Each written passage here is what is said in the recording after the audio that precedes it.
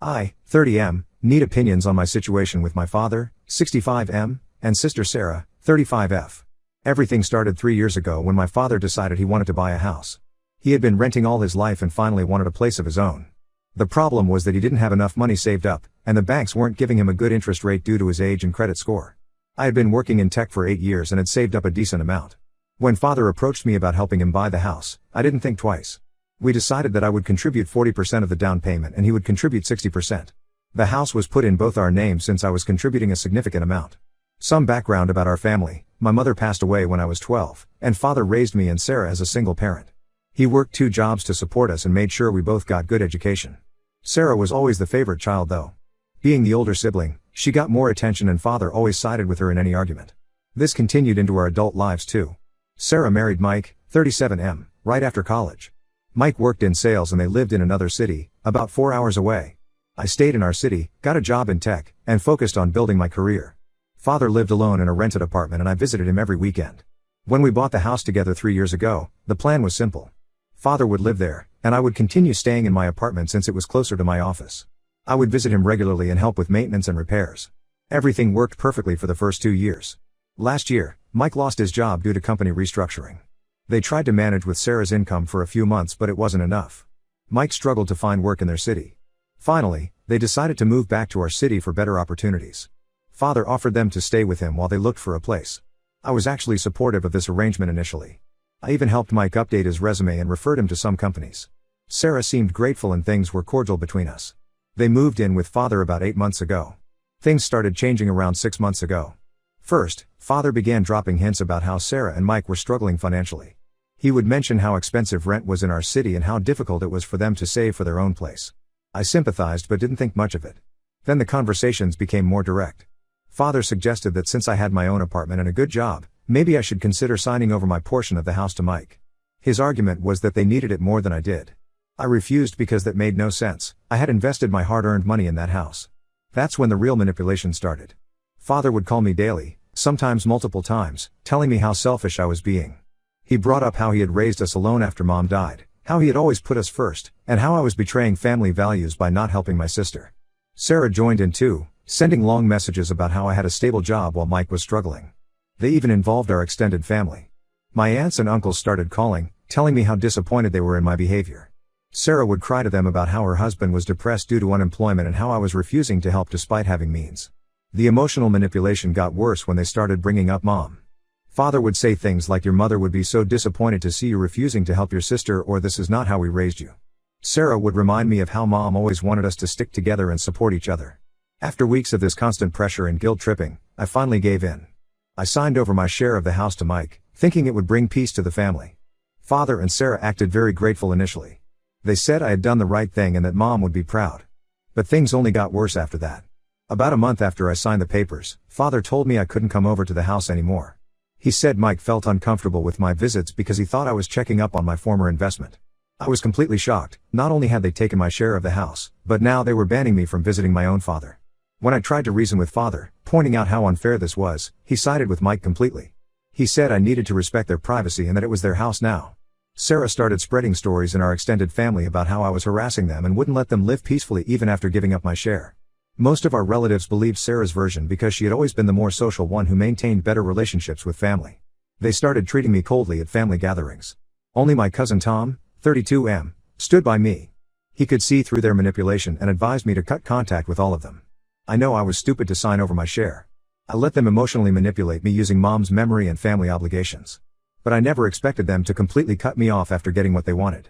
Father seems perfectly happy with his new arrangement, living with Sarah and Mike while pretending I don't exist.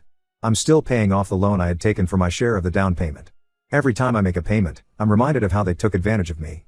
Now I'm wondering if I should have stood my ground despite all the emotional manipulation. Was I the asshole for initially refusing to give up my share of the house? Update 1. Hey everyone, it's been 2 months since my original post. A lot has happened since then. After getting valuable advice from the comments, I decided to focus more on my career to distract myself from the family situation. My tech company was expanding and opened a new office in a city about 6 hours away. When they asked for volunteers to transfer, I immediately raised my hand. The change seemed perfect: new city, new people, and most importantly, distance from all the family drama. I didn't even tell father or Sarah that I was moving. They probably found out from relatives, but nobody reached out. The transfer came with a promotion and better pay, which was great. But the best part was meeting Emma, 32F. She owns a successful real estate investment company and is one of our biggest clients. We started working closely together on some tech integration projects for her company. Emma is different from anyone I've ever met. She's incredibly sharp in business but also very kind and understanding. We would often end up talking long after our work meetings were over. One day, she asked me out for coffee, and things just clicked between us. For the first few weeks, we kept things casual and professional at work. But we started spending more time together outside office hours. She showed me around the city, introduced me to her friends, and made me feel welcome in my new life. I was hesitant to tell her about my family situation initially. It's not exactly a great story to share when you're starting to date someone. But after we had been seeing each other for about a month, we were having dinner at her place and she asked about my family. Maybe it was the wine, or maybe I just felt comfortable enough with her, but I told her everything. About helping father buy the house, how they manipulated me into giving up my share, and how they cut me off afterward. I expected her to think I was naive or foolish, but her reaction surprised me. Emma was absolutely furious, not at me, but at my family. Being in real estate herself, she said what they did was a clear case of financial abuse combined with emotional manipulation. She wanted me to take legal action, but I explained that I had signed over my share willingly, even if under pressure. The interesting part came when Emma looked up the house details. She knows the real estate market in my old city very well since her company has several properties there. She told me that due to new development projects in that area, property values had increased significantly over the past year. The house I had invested in was worth almost double now. My father and Mike had actually made a huge profit from my investment without even realizing it. About a week after this conversation, I started getting messages from Sarah. Apparently, she had heard through some mutual business contacts that I was dating Emma. Suddenly, my sister who hadn't contacted me in months wanted to reconnect. She acted like nothing had happened, sending casual messages asking about my new job and life. Then came the dinner invitations. Sarah said father really missed me and wanted me to come visit them. She even offered to pay for my flight tickets. The timing made it obvious, they had looked up Emma and her company, and now wanted to get back in my good graces. I didn't respond to any of their messages. I showed them to Emma, and she just laughed at how transparent their intentions were. She said people often show their true colors when money is involved, and my family had shown theirs twice now. First when they took advantage of me, and again when they tried to crawl back because of her success. Emma and I continued dating, and things got serious pretty quickly. We moved in together after 4 months. She's completely different from my family, she's always direct about money matters and insists on keeping everything clear and documented. We even signed a rental agreement when I moved in, which she said was just good business practice regardless of relationships. Last month, we got married in a small ceremony. Only Tom, a few close friends, and Emma's family attended. We didn't want a big wedding, and I definitely didn't want to invite my family. Of course, father and Sarah tried to contact me when they heard about the wedding.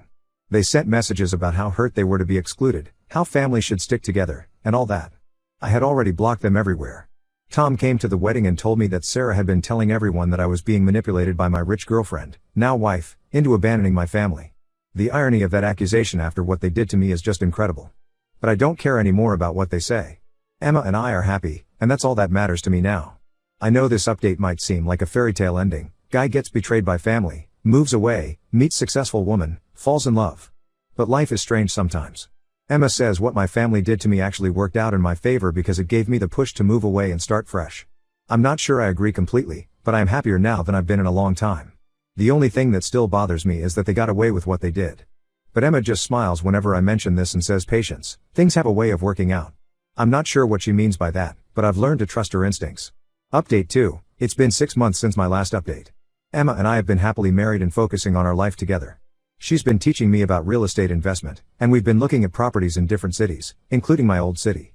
Last month, while browsing listings, Emma noticed something interesting. My father's house was up for sale. Apparently, Mike had finally found a job in another state, and they had decided to sell the house and move. The listing had only been up for 2 days. Emma didn't tell me her plan initially. She just casually mentioned the listing and asked if I was okay talking about it. When I said yes, she explained that the house's value had nearly doubled since I had invested in it. The new development projects in the area had really paid off. The next day, Emma's company placed a bid on the house through their corporate name. She offered 15% above the asking price, knowing they wouldn't refuse such a generous offer. Father, Sarah, and Mike had no idea that the company bidding on their house was connected to me. The sale process moved quickly because they were eager to get the high price and wanted to move for Mike's new job. They didn't even bother to wait for other offers after seeing Emma's bid. The paperwork was completed within 2 weeks. The day after closing, Emma transferred the house to both our names. She then had her company's lawyers send a formal letter to my father and Mike, informing them that the new owners would be moving in soon and they needed to vacate the property within 30 days as per the sale agreement. When they learned that I was one of the new owners, all hell broke loose. Sarah called me crying, leaving long voicemails about how we couldn't throw our father out of his house. She conveniently forgot that they had done exactly that to me after taking my share. Father left angry messages calling me ungrateful and disrespectful. He said he couldn't believe I would stoop so low as to throw my own father out on the street. The same father who had banned me from visiting that very house after manipulating me into giving up my share. Mike initially tried to act tough. He threatened legal action, saying they had been tricked into selling. They even hired a lawyer, but he told them they had no case.